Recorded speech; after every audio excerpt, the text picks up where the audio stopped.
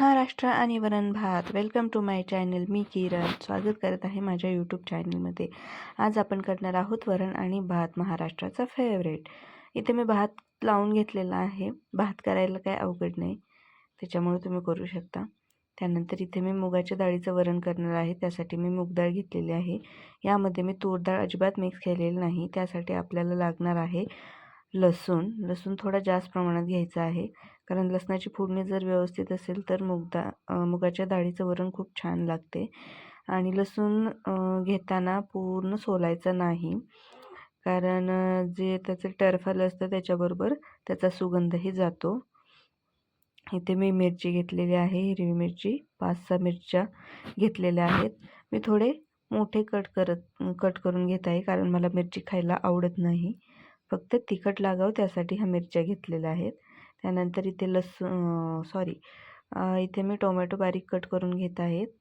या पद्धतीने माझे टोमॅटो बारीक कटिंग करून झालेले आहे. तिथं सर्व आपलं कटिंग रेडी झालेलं आहे आणि इथे आपण एक कढीपत्ता ॲड करणार आहोत. त्यानंतर आपण पातेले गॅसवर ठेवून घेतणार आहे. त्यामध्ये तेल टाकून घेऊया. वरणासाठी तेल लागत नाही जास्त.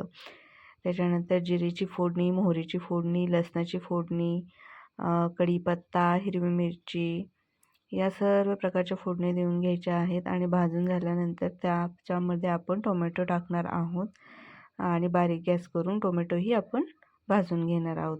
आणि वरणाला कधीही हिंग टाकायला विसरायचे नाही. इथे मी चिमूटभर हिंग ॲड करणार आहे. तुम्हीही ॲड करा. हिंग आपल्या शरीरासाठी खूप उपयुक्त असा पदार्थ आहे. तो इथे मी ॲड करत आहे हिंग.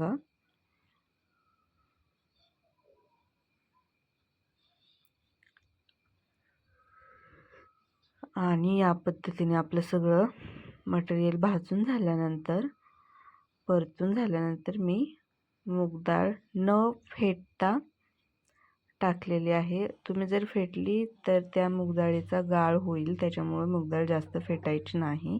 या पद्धतीने आपले वरण तयार आहे. Please subscribe my YouTube channel.